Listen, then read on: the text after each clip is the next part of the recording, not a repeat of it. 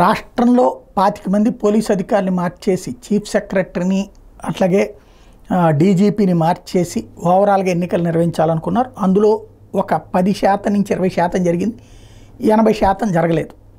దాంతో కొంత ఆగ్రహం ఉంటుంది ఈనాడు ఆంధ్రజ్యోతికి. ఎందుకంటే ఒకప్పుడు చంద్రబాబు గారిని ముఖ్యమంత్రిగా కూర్చోబెట్టి ఏ అధికారి ఎక్కడ ఉండాలి, ఎప్పుడు తీసేపించాలి, వాళ్ళ మాట వినకపోతే ఏం చేయాలన్నటువంటి కోణంలో వార్తలు రాసుకొచ్చి వ్యవస్థల్ని తామే శాసించారు. ఆ పర్యవసానమే 2004లో చంద్రబాబు గారి ఓటమి.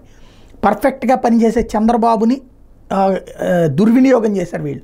దాని పర్యవసానం తెలుగుదేశం పార్టీ చాలా కాలం పాటు ఇబ్బంది పడాల్సి వచ్చింది, 10 ఏళ్ళు అధికారంలో లేకుండా పోవాలి. మళ్ళీ ఇప్పుడు అధికారుల మీద పెత్తనం చేయాలని చూస్తూనే ఈ మీడియాలు గత 5 ఏళ్ల నుంచి అధికారులు ఎవరుండాలో ఎవరుండకూడదో రాస్తున్నా జగన్ పట్టించుకోవట్లేదు కాబట్టి సరిపోయింది. ఇప్పుడు ఎన్నికల సంఘం మీద ఒత్తిడి తీసుకొచ్చి రాసే ప్రయత్నం చేశారు.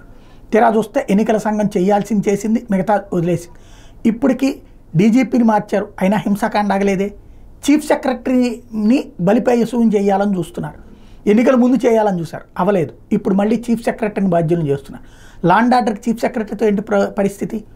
అట్లాగే డీజీపీ, కొత్తగా డీజీపీ వచ్చాకనే కదా ఇన్సిడెంట్ జరిగినాయి, పాత డీజీపీ ఉన్నప్పుడు జరగలేదుగా. అలాగని ఈ డీజీపీ ఇది బాధ్యత అని నేను చెప్పను. ఎందుకంటే అక్కడ జరిగే హింసాకాండని ఇంటెలిజెన్స్ చీఫ్ని మార్చేశారు, డీజీపీని మార్చేశారు.